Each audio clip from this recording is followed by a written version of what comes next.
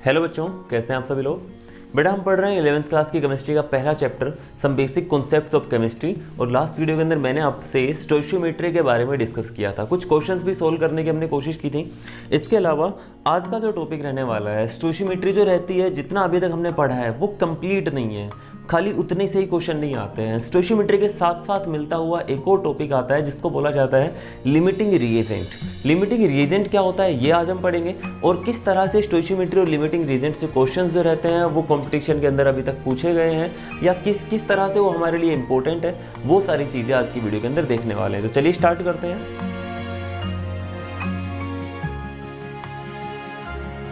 तो देखो यार, एक क्वेश्चन हम लोगों को दिया हुआ है, क्वेश्चन जो है वहां से हम स्टार्ट कर रहे हैं। क्वेश्चन में बोला हुआ है कि मैग्नीशियम नाइट्राइड को जब रिएक्ट कराया जाता है, 1 मोल ऑफ मैग्नीशियम नाइट्राइड की जब रिएक्शन एक्सेस ऑफ वाटर के साथ होगी तो प्रोडक्ट जो बनेंगे वो कौन से बनेंगे। 4 ऑप्शन आपको दिए हुए हैं और साथ में अमाउंट भी बोली हुई है। तो इसका मतलब ये जो क्वेश्चन होगा ये स्टोइशियोमेट्री रिलेटेड है, ठीक है। तो चलिए स्टार्ट करते हैं। सबसे पहला स्टेप आपको ध्यान रखना है, जब भी स्टोइशियोमेट्री या लिमिटिंग रिएजेंट के बेस पे आपको कोई क्वेश्चन पूछा जाता है, पहचानेंगे कैसे। पहचानना आपको इस तरह से कि अमाउंट ऑफ रिएक्टेंट गिवन होगी, प्रोडक्ट पूछ सकता है, या फिर अमाउंट ऑफ प्रोडक्ट गिवन होगी, रिएक्टेंट पूछ सकता है, या फिर तीसरी टाइप हो सकती है कि this much amount of reactant how much amount of दूसरे रिएक्टेंट के साथ रिएक्ट करेगी, ठीक है। इस तरह क्वेश्चन पूछे जा सकते हैं। कैसे देखेंगे इनको। सबसे पहले आपको जो इक्वेशन होगी वो लिख लेनी है, इक्वेशन को बैलेंस करना है, जो मोल्स का रेशियो होता है, जो मोलर रेशियो होता है, जो कंबाइन कर रहे हैं या बन रहे हैं वो लिखना है। इसके बाद आपको जिस टर्म्स के अंदर आपको ग्राम में मास दिया हुआ है, ग्राम में पूछा हुआ है, या फिर जिस तरह से आपको चाहिए फिर आप उनको कन्वर्ट कर सकते हो। तो सबसे पहले आपको रिएक्शन दी हुई है किसकी, मैग्नीशियम नाइट्राइड की वाटर के साथ। तो रिएक्शन जो होगी वो क्या होगी, मैग्नीशियम नाइट्राइड का फॉर्मूला हो जाएगा, नाइट्रोजन की वैलेंसी 3 होती है, मैग्नीशियम की वैलेंसी 2 होती है। इसकी रिएक्शन हम करवा रहे हैं H2O के साथ, और जो रिएक्शन होगी उसके अंदर क्या बनेगा, उसके अंदर बनेगा MgOH whole twice, MgOH whole twice plus nitrogen और हाइड्रोजन से मिलकर बन जाएगा अमोनिया, ठीक है। तो आप लोगों को देखना है कि कौन सा ऑप्शन ठीक होगा। तो पहले हमने इक्वेशन लिख ली, इक्वेशन लिखने के बाद इसको बैलेंस करेंगे। बैलेंस कैसे करेंगे भाई, मैग्नीशियम इस साइड में कितने 3 है, तो उस साइड में 3 मैग्नीशियम बना लेता हूं मैं, 3 मैग्नीशियम हो गए, ठीक है। इसके बाद नाइट्रोजन इस साइड में 2 है तो मैं उधर 2 नाइट्रोजन बना लेता हूँ, क्लियर है। अब हाइड्रोजन ऑक्सीजन का हिसाब देख लेते हैं। हाइड्रोजन इधर कितने हैं, हाइड्रोजन 6 यहाँ पे है और 6 यहाँ पे है, 12 हाइड्रोजन है। कितने हाइड्रोजन हो गए, 12 हाइड्रोजन हो गए। और ऑक्सीजन कितने हैं, ऑक्सीजन 6 है, ठीक है। ऑक्सीजन कितने हो गए, 6 ऑक्सीजन है। तो मैं यहाँ पे क्या कर लेता हूँ, 6 से मल्टीप्लाई कर लेता हूँ। 6 से मल्टीप्लाई करते ही हाइड्रोजन जो होंगे वो कितने हो जाएंगे, वो हो जाएंगे 12, और ऑक्सीजन कितने हो जाएंगे, वो हो जाएंगे 6, ठीक है। अब इक्वेशन जब बैलेंस हो गई है, अब आपके पास ये जो नंबर्स यहाँ पे लिखे हुए हैं, यहाँ पे कुछ नहीं लिखा है, मतलब 1 लिखा है, यहाँ पे ये 6 लिखा है, यहाँ पे 3 लिखा हुआ है, यहाँ पे 2 लिखा हुआ है, इनसे हमें मोलर रेशियो मिल जाएगा। मैं बोल सकता हूं कि 1 mole of magnesium nitride will react with 6 mole of hydrogen, will completely react with. इस लाइन को बहुत ध्यान से समझना कि इतनी अमाउंट इसके साथ कंप्लीटली रिएक्ट कर जाएगी, ना इसका कुछ बचेगा ना इसका कुछ बचेगा, ठीक है। इसके बाद और उससे बनेगा 3 moles of magnesium hydroxide and 2 moles of ammonia. Question में क्या पूछा हुआ है, क्वेश्चन के अंदर पूछा हुआ है कि 1 मोल ऑफ मैग्नीशियम नाइट्राइड से कितना अमाउंट बनेगा। आपको कुछ क्वेश्चन के अंदर ऑप्शंस दिए हुए हैं, उन 4 ऑप्शंस के अंदर ए ऑप्शन जो रहेगा उसमें बोला हुआ है कि 2 मोल्स ऑफ अमोनिया बनेंगे, तो वही आपका आंसर हो जाएगा, क्लियर है। ये जो क्वेश्चन है ये क्वेश्चन AIEEE 2003 के अंदर पूछा गया था, AIEEE 03। इसका मतलब जो आपका आजकल जेई मेंस होता है उसका जो लेवल होता था वो पहले AIEEE का लेवल होता था, ठीक है। तो ये क्वेश्चन वहां पे पूछा हुआ था, और इसके अंदर पूछा गया है कि 1 मोल से कितना ये बनेगा, तो सीधा सीधा आपको आंसर मिल गया। अब मैं अगर आपको बोल देता हूं कि वाटर जो है इसने बोला हुआ है एक्सेस है, वाटर कितना है, एक्सेस बोला हुआ है। एक्सेस का मतलब कि 6 मोल से भी ज्यादा ही हमारे पास है, बहुत सारा वाटर है, सफिशिएंट वाटर है, कमी नहीं होगी उसकी। लेकिन अगर मैं बोलता हूं कि आपके पास 3 मोल्स ऑफ वाटर है, कितना वाटर है, 3 मोल्स ऑफ वाटर है, और 1 मोल ऑफ मैग्नीशियम नाइट्राइड है, अब बताओ कितना हमारे पास अमोनिया गैस बनेगी। अब कितनी बनेगी वो चीज़ हमें चेक करनी है, ठीक है।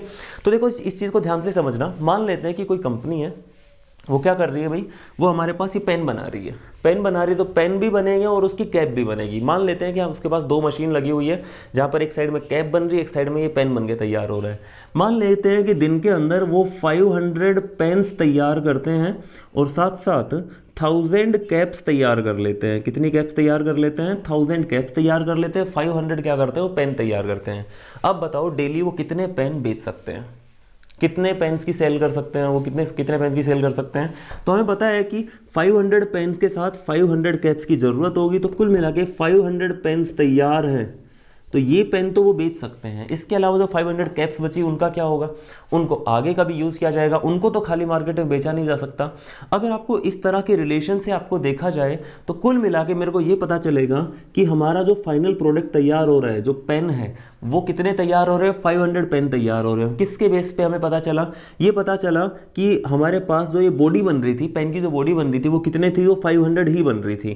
कैप्स चाहे कितनी भी अवेलेबल क्यों ना हो, पेन की जो अमाउंट रहेगी, कितने सेल पेन बेचे जा सकते हैं, वो किस पे डिपेंड करेगा कि कोई चीज़ कम तो नहीं बन रही है। अगर इक्वल बन रहे हैं तो फिर तो कोई दिक्कत ही नहीं है, लेकिन अगर हमारे पास जितने पेन बन रहे, पेन की बॉडीज बन रही है वो कम है, या मान लेते हैं कि कैप्स जो है वो दिन की 100 ही बन रही है, अब बताओ कितने पेन बेचे जा सकते हैं? अब तो 100 ही पेन बेचे जा सकते हैं, क्योंकि बिना कैप के तो पेन बेचे नहीं जाएंगे ना। समझ रहे हो? तो इसका मतलब ये हुआ कि जो चीज़ कम रहती है, एक स्पेसिफिक रेशियो से अगर कोई एक चीज़ कम रहती है, तो जो फाइनल प्रोडक्ट बनेगा उसकी अमाउंट डिपेंड करेगी उस कंपोनेंट के ऊपर जिसकी अमाउंट कम थी। ये चीज़ समझ में आएगी नहीं आई आपको? फिर दोबारा बोल देता हूँ कि मान लेते हैं कि किसी जगह के ये रिएक्शन है, मान लिया इस रिएक्शन के अंदर हमारे में रेशियो मिल गया कि 1 मोल इस रिएक्टेंट के साथ 6 मोल H2O की रिक्वायरमेंट है। ये दोनों आपस में कंप्लीटली रिएक्ट कर जाएंगे, कोई भी नहीं बचेगा। लेकिन अगर ये रेशियो नहीं मिला, मैं बोल देता हूँ कि 2 मोल्स ऑफ आपके पास क्या है, Mg3N2 है और 6 मोल्स ऑफ वाटर है, तो 6 मोल तो 1 मोल के साथ ही रिएक्ट करेंगे, बाकी जो इसका 1 मोल रहेगा वो तो खाली पड़ा रहेगा, वो तो रिएक्ट ही नहीं करेगा। तो इसी तरह से हम देखते हैं कि जो हमारे पास जो प्रोडक्ट बनेगा इसकी अमाउंट पे डिपेंड नहीं करेगा, इसकी अमाउंट पे डिपेंड नहीं करेगा, किस पे, हमें किसकी अमाउंट पे डिपेंड करेगा? इसकी अमाउंट पे डिपेंड करेगा। क्यों? क्योंकि ये कम पड़ गया, तो जो कम पड़ गया उसी से हम बोलते हैं कि प्रोडक्ट कितना बनेगा, वो लिमिट हो गया, इससे ज़्यादा प्रोडक्ट नहीं बन सकता, क्योंकि एक रिएक्टेंट इतना ही है हमारे पास। ठीक है, तो सबसे पहले हम क्या करते हैं, एक स्पेसिफिक रेशियो देख लेते हैं कि किस रेशियो के अंदर आपस में रिएक्ट कर रहे हैं, और उसके बाद देखते हैं कि कोई इनमें से कम तो नहीं पड़ रहा है। जो कम पड़ेगा, जो कम पड़ेगा उसकी अमाउंट से डिसाइड होगा कि प्रोडक्ट कितना बनेगा। ठीक है, दूसरा वाला चाहे कितना ही ज़्यादा क्यों ना हो, जो कम रहेगा वो प्रोडक्ट की अमाउंट कितनी बनेगी, इस चीज़ को, इस वैल्यू को लिमिट कर रहा है, और जो कम रहेगा उसी को बोला जाएगा क्या? एक लिमिटिंग रिएजेंट। उसको क्या बोलेंगे हम? एक लिमिटिंग रिएजेंट। अभी मान लेते हैं कि ये जो हम वैल्यू, ये जो केस लेके चल रहे थे कि हमारे पास 1 मोल ऑफ Mg3N2 दिया हुआ है और H2O जो है वो 3 मोल्स दिया हुआ है, तो हमें पता है कि 1 मोल ऑफ Mg3N2 को कंप्लीटली रिएक्ट कराने के लिए 6 मोल्स ऑफ वाटर चाहिए, लेकिन 6 मोल्स ऑफ वाटर है ही नहीं। इसका मतलब क्या होगा? इसका मतलब ये होगा कि वाटर तो खत्म हो जाएगा, ये 1 मोल पूरा रिएक्ट ही नहीं होगा, उससे पहले ही वाटर खत्म हो जाएगा। अगर वाटर खत्म हो गया तो अमोनिया भी नहीं मिलेगा। क्यों? क्योंकि अमोनिया बनाने के लिए नाइट्रोजन भी चाहिए, हाइड्रोजन भी चाहिए। नाइट्रोजन तो यहाँ से मिल जाएंगे, नाइट्रोजन तो बहुत है, लेकिन वाटर में से हाइड्रोजन जो रहेगी वो मिलनी बंद हो जाएगी। इसका मतलब अमोनिया कितना बनेगा वो किस पे डिपेंड कर रहा है? H2O के ऊपर। इसलिए H2O इस केस के अंदर क्या हो जाएगा? लिमिटिंग रिएजेंट हो जाएगा। H2O क्या हो जाएगा? लिमिटिंग रिएजेंट हो जाएगा। अब कोई पूछता है कि बताओ कितना NH3 बनेगा, तो अब हम इसके बेस पे नहीं देखेंगे, इसके बेस पे देखेंगे, जो कम है उसके बेस पे देखेंगे कि अमोनिया कितना बनेगा। हमें पता है 6 मोल्स अगर लेके चलते हैं तो 2 मोल्स ऑफ अमोनिया बनता है, तो 3 मोल से कितना बनेगा? अगर इसकी वैल्यू हाफ हो गई तो ये भी तो हाफ हो जाएगा, कितना बनेगा? 1 मोल ही बनेगा। अमोनिया कितना बनेगा? 1 मोल बनेगा। एक दो एग्जाम्पल और लेके चलेंगे इसी तरह के। सबसे पहले आप लिमिटिंग रिएजेंट की डेफिनेशन नोट कर लो। डेफिनेशन क्या हो जाएगी? डेफिनेशन आपको लिख लेना है कि the reactant which is consumed completely, एक ऐसा रिएक्टेंट जो कंप्लीटली कंज्यूम हो जाता है एज द रिएक्शन कंप्लीट्स। जब रिएक्शन कंप्लीट हो रही है उस दौरान जो कंप्लीटली खत्म हो जाएगा उसको बोलेंगे लिमिटिंग रिएजेंट, और जो बचा रहेगा उसको क्या बोलेंगे? उसको एक्सेस रिएजेंट हम बोल सकते हैं, क्योंकि उसकी अमाउंट जो है वो रिक्वायर्ड अमाउंट से ज़्यादा ही है। ठीक है। जो रिएक्शन के अंदर यूज होगी उसके बाद भी अगर ये बचा रहेगा, इसका मतलब इसको क्या बोल देंगे, एक्सेस बोल देंगे। अगर मैं पहले वाला ही केस लेके चलता हूं तो हमारे पास वाटर तो बहुत सारा था, इसने बोला हुआ है कि वाटर जो है वो कितना है भाई, वाटर एक्सेस के अंदर है। वाटर कितना दिया हुआ है इसने, एक्सेस के अंदर बोला है। अगर वाटर एक्सेस के अंदर है तो यहां से हाइड्रोजन तो बहुत सारी मिल जाएगी, तो अमोनिया बहुत सारा बना सकते हैं। लेकिन नहीं, ऐसा नहीं होगा। क्यों? क्योंकि नाइट्रोजन जो है वो कितनी है, वो 1 मोल से ही मिल सकती है। नाइट्रोजन कितनी मिल सकती है, ये 1 मोल नाइट्रोजन मैग्नीशियम नाइट्राइड से ही मिल सकती है। मैग्नीशियम नाइट्राइड का 1 मोल खत्म, वाटर जितना है बचा रहेगा। तो इसका मतलब इस केस के अंदर ये एक्सेस रिएजेंट है, ये लिमिटिंग रिएजेंट है। मैं फिर से बोल रहा हूं, the reactant which completes first, which gets consumed completely, जो कंप्लीटली कंज्यूम हो जाता है, जो पहले फिनिश हो जाता है, जिसकी अमाउंट पहले खत्म हो जाती है, उसी को बोला जाता है क्या, लिमिटिंग रिएजेंट। तो इसको मैं हटा रहा हूं इस एग्जांपल को, डेफिनेशन को आप नोट कर लो। इस केस के अंदर आप बता सकते हो कि लिमिटिंग रिएजेंट स्टार्टिंग में जो दिया हुआ था वो कौन सा था, वो था मैग्नीशियम नाइट्राइड। दूसरे के सामने एक्सेस लिखा हुआ है, लेकिन अगर किसी के सामने एक्सेस नहीं लिखा हुआ है तो फिर आपको चेक करना पड़ेगा कि भाई कौन सा इनमें से एक्सेस है और कौन सा वाला इनमें से लिमिटिंग रिएजेंट है। ठीक है, तो चलिए एक एग्जांपल और ले लेता हूं। आपकी स्क्रीन के ऊपर एक क्वेश्चन डाल रहा हूं मैं।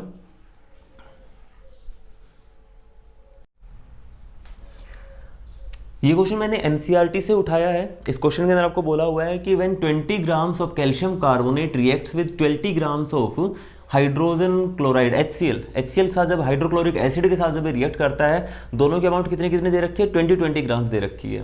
तो कितना CO2 प्रोड्यूस होगा वो आपको बताना है। ठीक है, सबसे पहले आपको क्या करना है, इक्वेशन लिखनी है, बैलेंस करना है, मोलर रेशियो निकालना है। ये आपको हर एक क्वेश्चन में करना है। मैं तीन चीजें बोल रहा हूँ, इक्वेशन लिखो, उसको बैलेंस करो, और तीसरी चीज जो मोल्स का रेशियो बनता है, मोलर रेशियो बनता है, वो निकालो। Stoichiometry in terms of mole हम देखेंगे।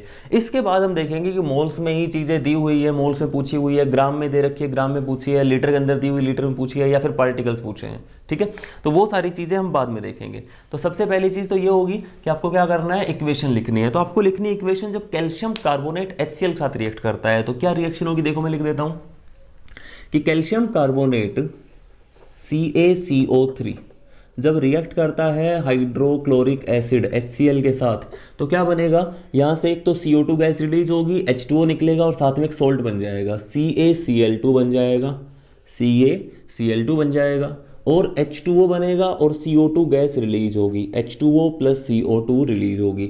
इक्वेशन लिख ली। इक्वेशन लिखने के बाद क्या करेंगे, इसको बैलेंस करेंगे। चलो बैलेंस करना स्टार्ट करते हैं। कैल्शियम कितने कितने, दोनों साइड में एक एक ही है, बहुत अच्छी बात है।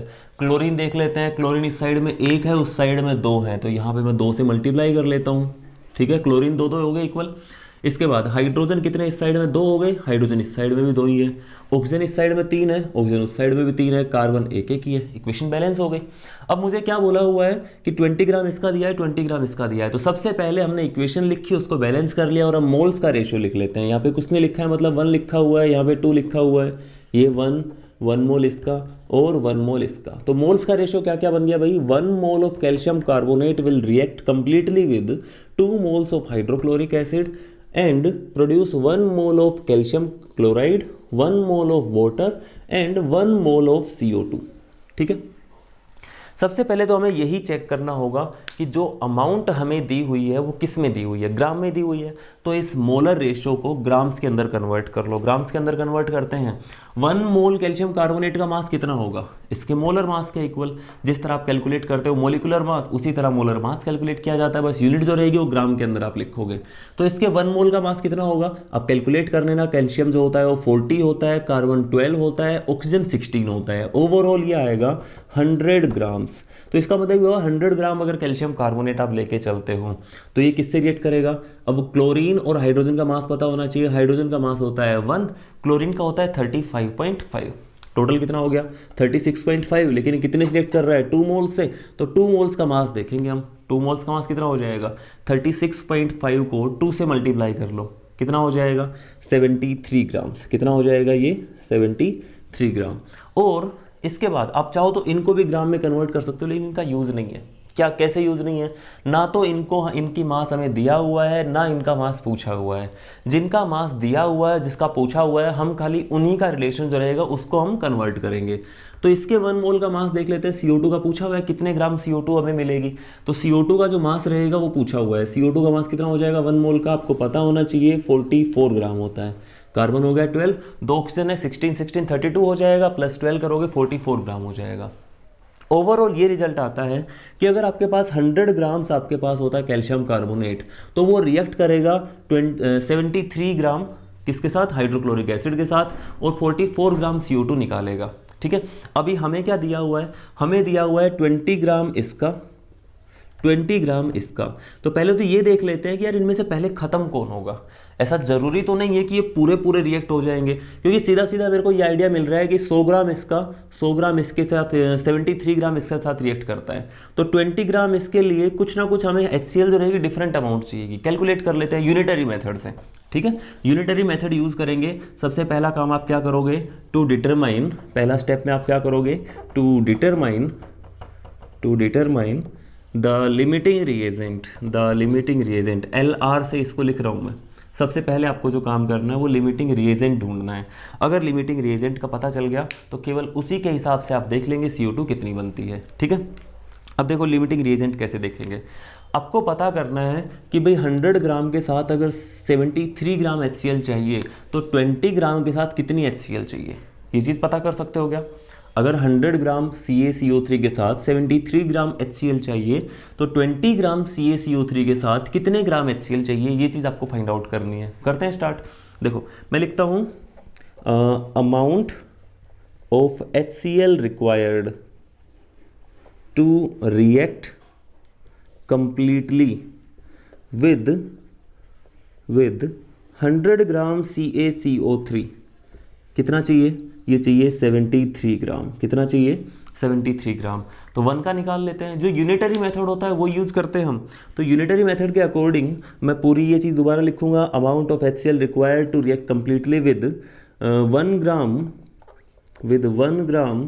CaCO3। इसके लिए कितना चाहिएगा भाई, 1 ग्राम के लिए कम चाहिएगा, डिवाइड कर लेते हैं। डिवाइड हो जाएगा 73/100, इतने ग्राम आपको क्या चाहिएगा, HCl चाहिएगा। और हमें दिया हुआ है कैल्शियम कार्बोनेट कितना दिया हुआ है, 20 ग्राम दिया हुआ, ऊपर लिखा हुआ है 20 ग्राम है। तो विद 20 ग्राम आपको कितना HCl चाहिएगा वो कैलकुलेट कर लेते हैं। विद 20 ग्राम CaCO3 इसके लिए कैलकुलेट करते हैं 73/100 × 20, इतने ग्राम आपको HCl चाहिए। कैंसिल आउट करते हैं कुछ, मैं 20 से इसको कैंसिल करता हूँ, 5 पे चला जाएगा, और 5 से इसको अगर हटाता हूँ तो ये जाएगा 5 1 जा 5, 4 जा 20 और 5 6 जा। तो इसका मतलब 14.6 ग्राम HCl ही चाहिए। कितना चाहिए इसके लिए, 14.6 ग्राम। अब आपको जब इतना कैलकुलेट हो जाए ना, अब थोड़ा सोचना है। सोचना क्या आपको कि भाई 20 ग्राम अगर आपको दिया हुआ है कैल्शियम कार्बोनेट तो उसके साथ HCl कितना पूरा पूरा रिएक्ट कर जाएगा, इतना रिएक्ट करेगा, इतना ही HCl चाहिए। HCl दिया कितना हुआ है, HCl दिया हुआ है हमारे पास 20 ग्राम। तो HCl हमें ज़्यादा दिया हुआ है या कम दिया हुआ है?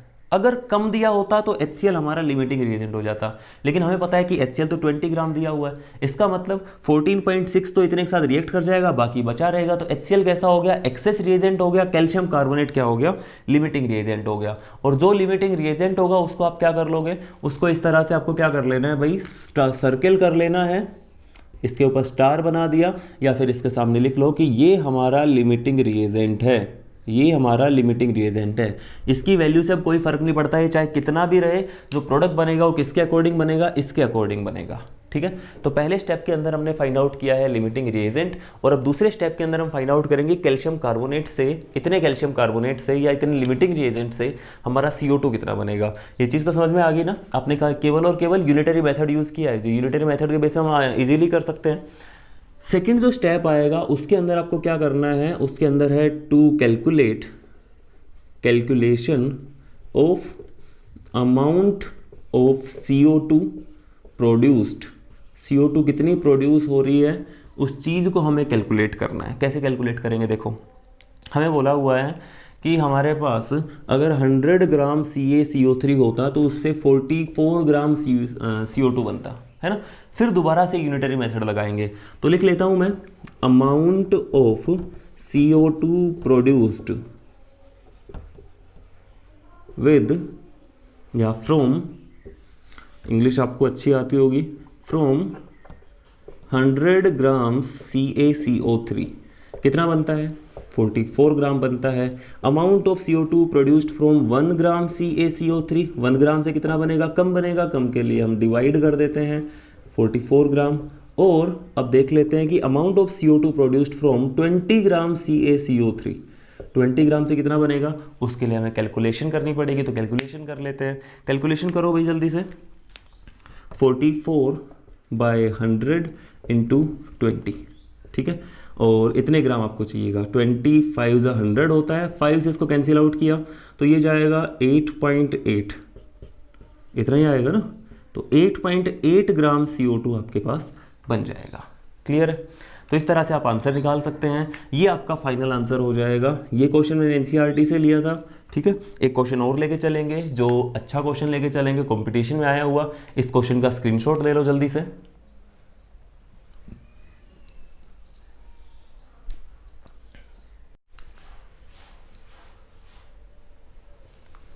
ओके, तो नेक्स्ट क्वेश्चन आप लोगों की स्क्रीन के ऊपर है। इस क्वेश्चन में पूछा हुआ है कि जब 30 ml हाइड्रोजन रिएक्ट करता है 20 ml ऑक्सीजन के साथ to form water, what will be left at the end of the reaction. Reaction के लास्ट में क्या बचेगा? 4 ऑप्शन दिए हुए हैं, 4 ऑप्शन जो हाइड्रोजन ऑक्सीजन के अमाउंट्स को बता रहे हैं। तो इसका मतलब ये हुआ कि रिएक्टेंट कौन सा बचेगा, कितना बचेगा, ये आपको फाइंड आउट करना है। तो कुल मिला के देखो, आपको फाइंड आउट क्या करना है, आपको लिमिटिंग रिएजेंट और एक्सेस रिएजेंट फाइंड आउट करना है। और जो एक्सेस रिएजेंट होता है उसी की कुछ अमाउंट बचती है।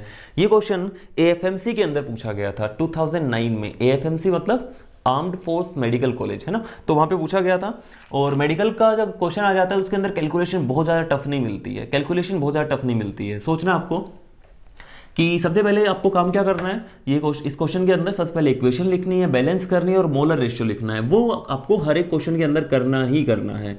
H2 आपके पास रिएक्ट कर रही है O2 के साथ और इससे बन क्या रहा है, H2O बन रहा है, ठीक है। मान लेते हैं स्टीम प्रोड्यूस हो रही है यहाँ पे, ठीक है। और इस इक्वेशन को बैलेंस करते हैं तो हाइड्रोजन इधर 2 है, उधर भी 2 है, ऑक्सीजन इधर 2 है, उधर 1 है, तो मैं इधर 2 से मल्टीप्लाई कर लेता हूँ। हाइड्रोजन भी 4 हो गए, तो इसको भी 2 से मल्टीप्लाई करके 4 से 4 इक्वल कर दिया। इधर ऑक्सीजन 1 ही हो गया। तो मोल्स का रेशियो लिखता हूँ। हाइड्रोजन के 2 मोल्स रिएक्ट करते हैं 1 mole of oxygen gas to produce 2 moles of water. Water से हमें कोई मतलब है ही नहीं, कितना बनेगा कितना नहीं बनेगा वो बात की बात है। हमें खाली ये चेक करना है कि बचेगा कौन, यहाँ पे रिएक्टेंट्स में से कौन बचेगा। तो लिमिटिंग रिएजेंट फाइंड आउट करते हैं। हमें दिया हुआ क्या है, हमें वॉल्यूम दी हुई है 30 ml हाइड्रोजन और 20 ml ऑक्सीजन की। तो अगर ml के अंदर वैल्यूज गिवन है आपको, तो पहले इनको भी ml या लीटर के अंदर कन्वर्ट कर लेते हैं। तो हमें पता है कि 1 मोल किसी भी चीज़ की, किसी भी गैस की 1 मोल किसके इक्वल होती है, 22.4 लीटर के इक्वल होती है। अगर मैं मिलीलीटर में लिखता हूँ तो क्या हो जाएगा, उसको 1000 से मल्टीप्लाई कर देना है। 22.4 लीटर मतलब 22400 ml, इतने ml, ठीक है। और इसके 2 मोल्स है तो इसको 2 से भी मल्टीप्लाई करेंगे, 2 से मल्टीप्लाई करना भाई, ये आ जाएगा 44800 ml, इतनी ml के साथ ये रिएक्ट करेगा, ठीक है। अब हमसे पूछा हुआ है कि अगर इसकी 30 ml आपको गिवन है, 20 ml इसकी गिवन है, तो कौन लिमिटिंग रिएजेंट होगा। फाइंड आउट कर सकते हो क्या? चलो ट्राई करते हैं फाइंड आउट करने की। आप लोग भी करते रहो, मैं भी कर रहा हूँ, ठीक है। मेरे को पता है कि 44,800 ml of hydrogen will react completely with कितने के साथ, 22,400 ml, इतने साथ रिएक्ट करेगा। आपको लिखना पड़ेगा, तो बोर्ड में क्वेश्चन आ रहा है लिखना पड़ेगा, अदरवाइज सिंपली कैलकुलेशन कर सकते हो। 1 ml कितने के साथ रिएक्ट करेगा भाई, 1 ml तो कम के साथ रिएक्ट करेगा। इसको डिवाइड कर देता हूं मैं यहाँ पे 44,800 ml। और हमें कितना दिया हुआ है, ये 30 ml दिया हुआ है। इसका 30 ml मैं लेके चलता हूँ। 30 ml कितने से रिएक्ट करेगा, 30 से इसको मल्टीप्लाई भी कर देता हूँ, ठीक है। 30 से मल्टीप्लाई करेंगे तो आंसर जो आएगा फाइनली वो ml के अंदर आ जाएगा कि यहाँ से ये 2 पे कैंसिल आउट हो जाएगा और ये कैंसिल आउट हो जाएगा 15 पे। तो कितना ऑक्सीजन चाहिएगा आपको कंप्लीट रिएक्ट कराने के लिए, 15 ml ऑक्सीजन चाहिए। कितना ऑक्सीजन चाहिए, 15 ml। गिवन कितनी ऑक्सीजन, ऑक्सीजन गिवन है कितनी, 20 ml। तो इसका मतलब ये हुआ कि ऑक्सीजन आपको एक्स्ट्रा दे रखी है। ऑक्सीजन क्या है, एक्सेस है। ऑक्सीजन क्या है आपका, एक्सेस है। मैं यहाँ पे लिख देता हूँ, ये है एक्सेस रिएजेंट और हाइड्रोजन क्या हो जाएगा, ये हो जाएगा लिमिटिंग रिएजेंट। लिमिटिंग रिएजेंट तो पहले खत्म हो जाता है, ये तो खत्म हो जाता है, कंप्लीटली कंज्यूम हो जाता है, एक्सेस रिएजेंट बचा रहता है। 20 ml दिया हुआ है, 15 ml कंज्यूम हो जाएगा, बचेगा कितना 5 ml। तो यहाँ से आपको चेक कर लेना है कि यहाँ से डी ऑप्शन जो रहेगा कि 5 ml ऑक्सीजन बचा रहेगा, ये आपका करेक्ट आंसर हो जाएगा। ठीक है, नोट करो इसको या स्क्रीनशॉट ले लो फटाफट।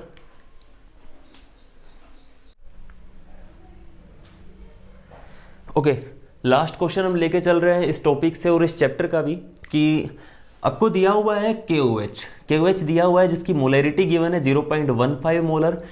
How much volume of this 0.15 molar KOH will be required to completely react with 0.15 molar H2SO4 आपको गिवन है 20 ml। इन दोनों के आपस में रिएक्शन करानी है, कंप्लीटली रिएक्शन होनी चाहिए। तो आपको बताना है कि जो हमारे पास KOH दिया हुआ है उसकी वॉल्यूम कितनी चाहिएगी। तो कुल मिला के क्वेश्चन तो हमारा किसका है, स्टोइचियोमेट्री और लिमिटिंग रिएजेंट का ही है। ठीक है, सबसे पहला काम क्या करेंगे, इक्वेशन लिखेंगे और इक्वेशन को बैलेंस करेंगे। तो सबसे पहले इक्वेशन लिखते हैं। इक्वेशन क्या बनेगी, KOH की H2SO4 के साथ रिएक्शन लिखनी है, KOH की H2SO4 के साथ रिएक्शन, एक न्यूट्रलाइजेशन रिएक्शन है, एसिड बेस की रिएक्शन, क्या बनेगा, सोल्ट प्लस वाटर, K2SO4 बन जाएगा और H2O बन जाएगा। इक्वेशन को बैलेंस कर लो, यहाँ पर पोटेशियम 1 है, इधर 2 है, तो मैं इधर 2 से मल्टीप्लाई कर लूंगा और ऑक्सीजन हाइड्रोजन भी इधर 2 हो जाएंगे और 2 यहाँ से मिल रहे हैं, तो यहाँ से मैं 2 से मल्टीप्लाई कर लेता हूँ। हाइड्रोजन इक्वल हो गए, ऑक्सीजन इक्वल हो गया, आप चेक कर लेना एक बार। ठीक है, इसके बाद यहाँ से मोलर रेशियो लिखता हूँ मैं। जो काम हमेशा करना है आपको, 2 moles of KOH will completely react with 1 mole of H2SO4 और 1 मोल ऑफ K2SO4 बनेगा, 2 मोल्स ऑफ H2O बनेगा। इनका कोई यूज नहीं है, मैं नहीं लिख रहा हूँ इनको। जिन चीज़ों का यूज ही नहीं है उनको नहीं लिखेंगे, उस पर टाइम वेस्ट नहीं करेंगे। फटाफट हमें क्या करना है, हमें बोला हुआ है इसकी कुछ वॉल्यूम और मोलैरिटी गिवन है, इसकी मोलैरिटी गिवन है, वॉल्यूम पूछी हुई है। ठीक है, तो हमें क्या करना है, कुल मिला के भाई हमें जब मोलैरिटी दे रखी है तो अगर मेरे को ये पता चल जाए कि इसके इतने मोल्स मेरे पास गिवन है, मोलैरिटी और वॉल्यूम से नंबर ऑफ मोल्स कैलकुलेट कर सकते हैं। फॉर्मूला होता है मोलैरिटी का, molarity is equal to number of moles upon volume of solution, number of moles of solute upon volume of solution. अगर इस सॉल्यूशन के लिए आपको मोलैरिटी गिवन है, वॉल्यूम गिवन है, तो इसका मतलब आपको नंबर ऑफ मोल्स गिवन है, फाइंड आउट करने पड़ेंगे बस आपको, है ना, गिवन ही है वो। तो नंबर ऑफ मोल्स का फॉर्मूला हो जाएगा मोलैरिटी इनटू वॉल्यूम, ये फॉर्मूला हो जाएगा। तो फटाफट देख लेते हैं, मोलैरिटी इसकी कितनी गिवन है, 0.15 मोलर गिवन है और वॉल्यूम कितनी गिवन है, 20 लेते हैं। नंबर ऑफ मोल्स का वैल्यू रखते हैं हम, मोलैरिटी दी है 0.15 मोल पर लीटर इंटू 20 ml, है ना। यूनिट्स इक्वल नहीं है तो यूनिट्स को इक्वल करने के लिए क्या करते हैं, या तो आप इसको डिवाइड करो, ml को लीटर में कन्वर्ट करो, या फिर इस लीटर की जगह पे मैं क्या कर लेता हूँ, मिली लीटर कर लेता हूँ। तो 1 लीटर क्या लिख सकता हूँ, 1000 ml, ml से ml कैंसिल हो गया, ये 0 कैंसिल हो गया, 2 से ये जाएगा कितने पे, 50 पे जाएगा।